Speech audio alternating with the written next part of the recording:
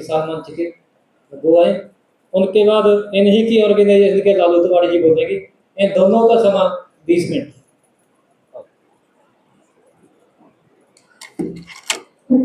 साथियों, यहाँ आए हुए विभिन्न संगठनों से उनको मेरा क्रांतिकारी सलाम।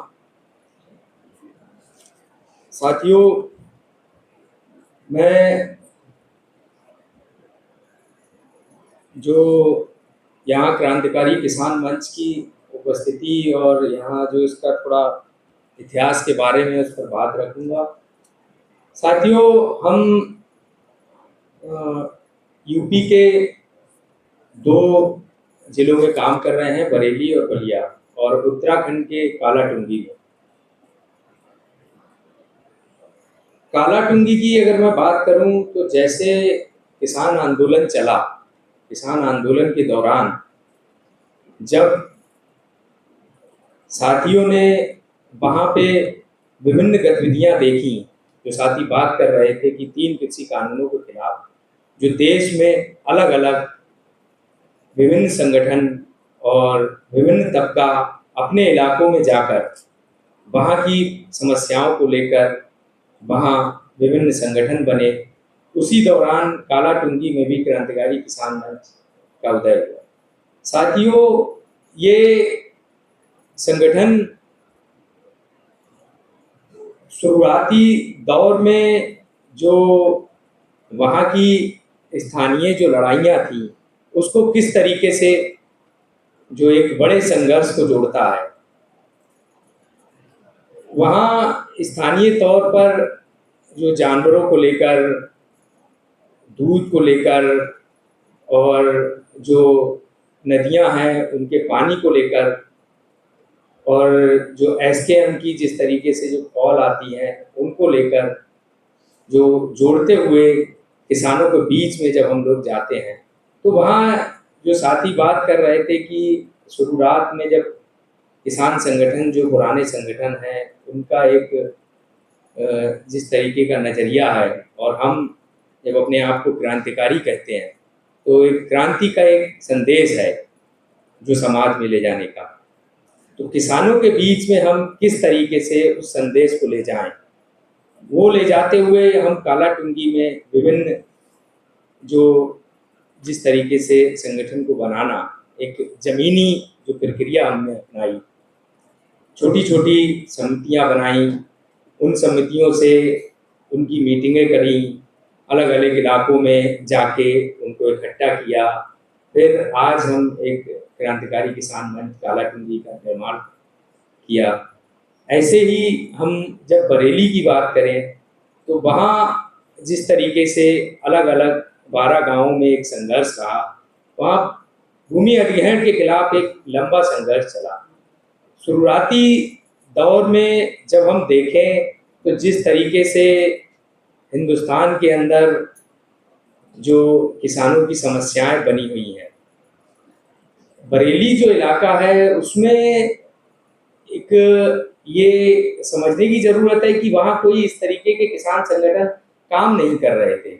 मैं जितने समय से देख रहा था, एक बड़ा बाईपास आंदोलन हुआ था जिसमें अखिल भारतीय किसान महासभा और इस तरीके के लोग कुछ अरेस्ट हुए।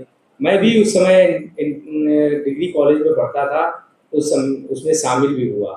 तो मुझे लगा कि किसानों के साथ गलत हो रहा है, उनकी ज़मीन से रोड निकल कर जा रहा है और उनकी बात नहीं सुनी जा रही है, ये गलत चीज़ है। इसी दौरान हम विभिन्न संगठनों से मिले और उस दौरान कुछ क्रांतिकारी धड़ों से मिले, और उसके बाद हम जिस तरीके से जो किसान आंदोलन में भी जाना हुआ, वहाँ से जो सबक लिए कि किसानों के बीच में किस तरीके से काम किया जाए। कुछ आसपास के इलाकों में भारतीय किसान यूनियन के तहत काम करता था, उन लोगों से भी बात हुई तो उनका जिस तरीके का काम करने का तरीका है और हम जिस क्रांतिकारी विचार की बात कर रहे थे उसमें ज़मीन आसमान का अंतर था। तो उसको लेकर हमने ज़मीन पर काम करना शुरू किया। तो जो भूमि अधिग्रहण का जो काम सरकार द्वारा चल रहा था, बरेली विकास प्राधिकरण द्वारा, उसमें जिस तरीके का छल और कपट किसानों के साथ हो रहा था, उसको समझने के लिए पहले तो हम लोगों ने उसकी जांच पड़ताल की। जांच पड़ताल के दौरान ये पाया गया कि जो साथी बता रहे थे लैंड पूलिंग स्कीम, वो स्कीम हमारे यहाँ भी वो लागू करने की कोशिश कर रहे हैं। उसके प्रभाव के बारे में भी जब हम लोगों ने अध्ययन किया तो पता लगा गुजरात के अंदर वो तो तबाही मचा कर आए हैं। फिर यहाँ जब एसडीएम और डीएम से बाकायदा वार्तालाप होती है और वहाँ पता लगता है, तो एसडीएम साहब खुद कहते हैं कि हम भी किसान के बेटे हैं और किसानों के साथ गलत नहीं होगा। 12 गांव के किसान जब घेराव करते हैं, बाकायदा एसडीएम जमीन पे बैठ जाता है और ये बात कहता है, तो हम उनसे भी एक बात कहते हैं कि आप भी जब आप किसान के बेटे हैं तो इस पाले में खड़े होइए ना। आपने जो पाला चुन रखा है शोषण का, उस पाले को भी त्यागिए। वो हंस के बात को टाल देते हैं। उसके बाद आगे जब कार्रवाइयां बढ़ती हैं, उस दौरान एक चीज साफ हो जाती कि सरकार की मंशा है कि किसानों की कैसे जमीन हथियाई जाए। उसको लेकर वो लैंड पूलिंग स्कीम तो हमारे यहाँ नहीं लागू कर पाए। उन्होंने भूमि अधिग्रहण उसमें एक अलग ही तरीके का वो बनाया कि जो सर्किल रेट होगा उसको 4 गुणों के हिसाब से हम पैसा देंगे किसान को। अब सवाल ये उठता है, 12 गांव के किसान, अलग अलग सर्किल रेट, और करीब 12-13 सालों से सर्किल रेट ही नहीं बढ़ा। अब वहां जो लड़ाई हम जमीन नहीं देंगे उसको लेकर खड़ी हुई। अब सवाल जब पूंजीवाद का दौर है और जब पैसे की बात शुरू होने लगी, तो किसानों में भी जिस तरीके का विभेदीकरण शुरू होने लगा, उसको लेकर हम लोगों ने जब किसान जो क्रांतिकारी किसान मंच को लेकर हम लोगों ने समितियां बनाई, कमेटियां, बाकायदा एक एक गांव से 10-12 और इस तरीके के किसानों को चुना गया। बाकायदा उनसे जहाँ जब हम लोग मीटिंग करते थे तो वहाँ बाकायदा उन लोगों से हाथ उठवाए जाते थे कि आपका कौन नेतृत्व करता होगा। तो बाकायदा वहाँ लोगों की छटनी हुआ करती थी कि ये लोग आगे बढ़ेंगे।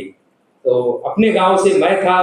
बाकी जब पूरा जिस तरीके का हम लोगों ने करीब 2021 अगस्त सितंबर के लास्ट में जब हम लोगों ने इसका गठन किया, तो एक खुली मीटिंग की गई जिसमें करीब 2000 से ज़्यादा किसान इकट्ठे हुए और उनसे बाकायदा जो डेमोक्रेटिक तरीका है उस तरीके के दौरान हमने संगठन का या किसान मंच का गठन किया।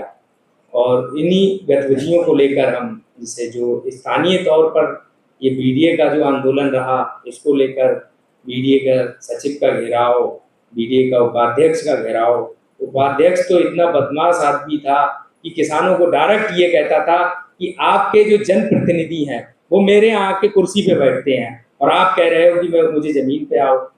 क्योंकि जब हम लोग उसके ऑफिस में नहीं जाते थे, हम कहते थे आप बाहर आइए, आपको हमारी जमीन चाहिए तो हमसे बात करिए, आप जनप्रतिनिधियों से क्या बात करेंगे। वो तो सौदाबाजी कर रहे थे। तो ये हमें ये देखने की भी जरूरत है कि किस तरीके से हिंदुस्तान में और हमारे जो इलाका रहा बरेली के, उसमें जो किसान संगठन है वो क्या रणनीतियां अपना रहे हैं, और जो हमारा क्रांतिकारी किसान मंच है जो वो किस तरीके से हम लोग जमीन पर और काम करने की जो कोशिश में लगे हुए हैं। खासकर हम नौजवानों को ज़्यादा वो कर रहे हैं, क्योंकि हमारे यहाँ ज़्यादातर जब मैंने पढ़ाई की उसके बाद जब हम लोग जाते थे किसानों के बीच में, तो नए नौजवान ये बात कहते थे, यार खेती तो घाटे का सौदा है, खेती कौन करेगा, खेती में बची क्या रहा है। क्योंकि हमारे यहाँ छोटे किसान हैं, 5-10 बीघे की जमीन है, बहुत बहुत हो गई तो 15-20 बीघे जमीन, तो 15-20 बीघे में हमारे यहाँ एक तो उत्पादन बहुत कम है। गेहूं की अगर हम देखें तो गेहूं बहुत अच्छा, गेहूं 3 कुंटल का निकलता है 1 बीघे में। तो और फिर इस समय जो समस्याएं हैं लागत को लेकर इस तरीके की, तो आज जो हमारे इलाके में जो किसान को जो साथी बात कर रहे थे कि किसानों और मजदूरों को एक होने की जरूरत है, वो स्थिति हमारे यहाँ खुलकर दिख रही है। क्योंकि ज़्यादातर जो इलाका हमारा है उसमें जो किसानों के ही बेटे जो खेती अपनी किराए पे दे दी, बटाई पे दे दी, वो देकर और मजदूरी करने चले जा रहे हैं। तो खेती किस तरीके से जो मैं देखता हूँ एसकेएम से भी बराबर जो कॉल आती हैं उसमें भी ये बात कही जा रही है कि जो 3 कृषि कानून पास नहीं हो पाए, तो चोरी के रास्ते से सरकार किस तरीके से किसानों पे हमला कर रही है, वो देखने को मिलता है। साथियों, ये जो साथी बता रहे थे कि उत्तर प्रदेश एसकेएम की जो कमेटी है उसमें हम लोग शामिल हैं और बाकायदा उसकी कभी ऑफलाइन मीटिंग होती है, ऑनलाइन मीटिंग होती है, तो जितने भी कार्यक्रम वहाँ से आते हैं हम लोग उनको जितना भी अपने स्थानीय स्तर पर कोशिश होती है उतना करते हैं। इसमें कई तरीके का जो व्यक्तिगत वो भी होता है, जैसे जो हमारा इलाका रहा है वो बीजेपी और आरएसएस का थोड़ा वो रहा है, तो उस तरीके का हमला भी होता है। मेरे ही परिवार में मेरे लोगों से कहा जा रहा कि वही ट्रंप का और अमित शाह का जो यहाँ जो एक किसान साथी था जो आंदोलन दोबारा खड़ा हुआ उसमें गोली मार दी गई, उसके खिलाफ हमने अपने गांव में पुतला जलाया। तो हमसे ये कहा जा रहा है, पुलिस इंस्पेक्टर कहता है कि आप उनका पुतला क्यों जला रहे हैं। तो हम उनसे पूछते हैं, साहब ये बताइए, एक नौजवान मार दिया गया, आप उस पर कोई सवाल नहीं कर रहे। आप अगर हम उनके साथ कंधे से कंधा मिलाकर खड़े हैं तो आप उसका वो कर रहे हैं। फिर वो आके हमसे मिलता भी है एक दिन, उनका जो आरएसएस का बंदा है वो कहता है कि आप उनके साथ क्यों खड़े हैं। तो मैं ये कहता हूँ भाई, आईएएस पीसीएसओ का एसोसिएशन है, किसान अपना संगठन ना बनाए। ये बात वहाँ का जो बीडीए का सचिव है वो बात भी हमसे कह चुका है कि आप किसानों को क्यों संगठित कर रहे हैं। तो समस्या ये है कि भाई किसानों के साथ जो शोषण हो रहा है उसको लेकर अगर कोई नौजवान या इस तरीके के जो धड़ा खड़ा हो रहा है, और इसमें एक बात हमें समझने की जरूरत है साथियों, सबसे ज्यादा डर इन्हें किसान संगठन बनाने से नहीं है, सबसे ज्यादा डर इन्हें इस बात का था कि क्रांतिकारी किसान मंच क्यों बना, उसका नाम क्रांतिकारी क्यों है। जब हम एक बार जो वहाँ सांसद है छत्रपाल गंगवार उससे मिलते हैं, वो एक बात कहता है, हम उसको ज्ञापन देते हैं जब एसकेएम की कॉल थी सांसदों को, वो कहता है आपको पता है ये हसिया क्यों बना हुआ है इस पे। तो मैंने तो उससे सीधे कहा, मैंने कहा साहब ये तो किसानों का हथियार है। बोले नहीं आपको पता नहीं है, इसका उद्देश्य और भी है। तो इनको डर है, ये हमें आज समझने की जरूरत होगी। फांसीवादी जो सत्ता है इसको डर है कि ये क्रांतिकारी विचार ही इसको टक्कर दे सकता है। तो हमें जो क्रांतिकारी किसान मंच की जरूरत पड़ी वो इसीलिए पड़ी कि भाई उस इलाके में जिस तरीके के हमने लोगों को देखा, इधर पंजाब के इलाकों से भी हम लोगों ने जो किताबों में पढ़ते रहे कि किस तरीके से यहाँ शहीद भगत सिंह, उनके चाचा और ये लोग जिस तरीके से किसान आंदोलन को आगे लीड करते रहे, और अपने विभिन्न इलाकों में भी जो एसकेएम जिस तरीके से भारत के अंदर बना उसका एक संदेश पहुंचा, उसको लेकर हम जो एसकेएम में जिन लोगों ने भागीदारी की, हम लोगों की भी भागीदारी रही है हमेशा और आगे करते रहेंगे, उसका हम धन्यवाद देते हैं तहे दिल से और उनको क्रांतिकारी अभिवादन पेश करते हैं जिन साथियों ने वहाँ कुर्बानियाँ दी। और इसी के साथ मैं साथी एक बात और कहना चाहूँगा कि जिस तरीके से जो क्रांतिकारी संगठन आगे बढ़ने चाहिए, आज हिंदुस्तान में जिस तरीके से हिंदू फासीवाद का खतरा बढ़ रहा है वो बहुत ही खतरनाक है। और ये जो जमीनों का जाना, किसानों को किस ओर जाना है, इस पर हम लोगों को बड़ा विचार और विमर्श करने की जरूरत है। सर धन्यवाद सर।